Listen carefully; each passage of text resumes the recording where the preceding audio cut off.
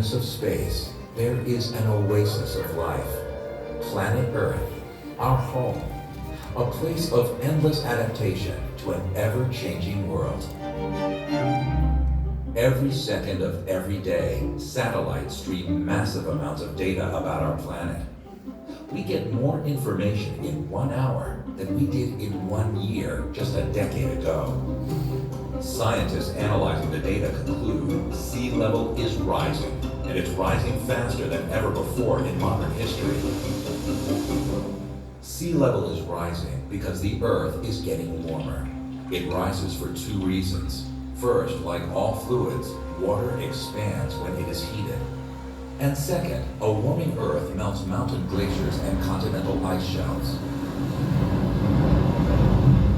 The combination is a 1-2 punch for coastal communities, both natural and man-made. Because of sea level rise, violent storms like hurricanes and cyclones will become even more destructive. By the end of this century, storm waves could be 40% higher, causing massive erosion, destroying coastal homes, businesses, and infrastructure. Islands and coastlines all over the world are threatened. Until a few hundred years ago, plants, animals, and people in many coastal areas found new places to live when the water got too high. Today, things are not so simple. Many of the largest cities in the world are built along coasts. More than half the people on Earth live near the ocean. Vast sums of money have been spent on coastal infrastructure. Seaports, airports, power plants, treatment plants, bridges, highways, railroads, all are at risk. California must prepare for increased flooding and erosion. By 2100, we could face sea level rise of 5 feet or even more.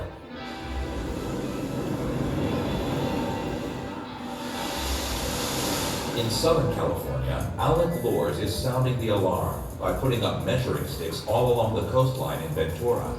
We're going to be affected by sea level rise right here where we're standing. And it's not just some abstract scientific thing that'll happen way in the future, but it's happening now and it's happening to our community. San Francisco, one of our most vulnerable and beloved American cities, could face catastrophic flooding. One visionary proposal is to build a new system of levees called folding water that could protect parts of the Bay Area estuary. Folding water is a dynamic ventilated levee. Its concept is to maintain the estuary as we know it. Barriers are a partial solution, but they won't work everywhere.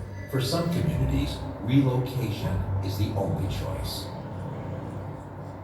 In Alaska, the entire village of Shishmaref is planning to move inland.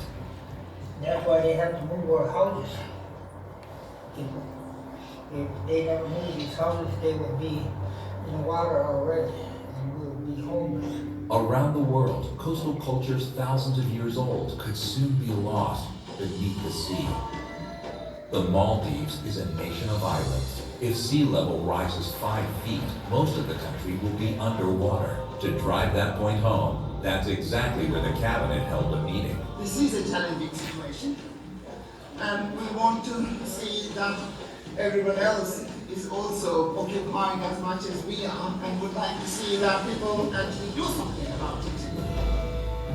Around the world, regions shaped by river deltas are especially at risk. Bangladesh is on the front lines. By the next century, 26 million of her people could be displaced. Some protection could come from natural barriers, like salt marshes and mangroves. Throughout Southeast Asia, villagers are replanting mangroves as the first line of defense. We are all doing this to save the Sunderlands. We do participate because without forest, we cannot survive.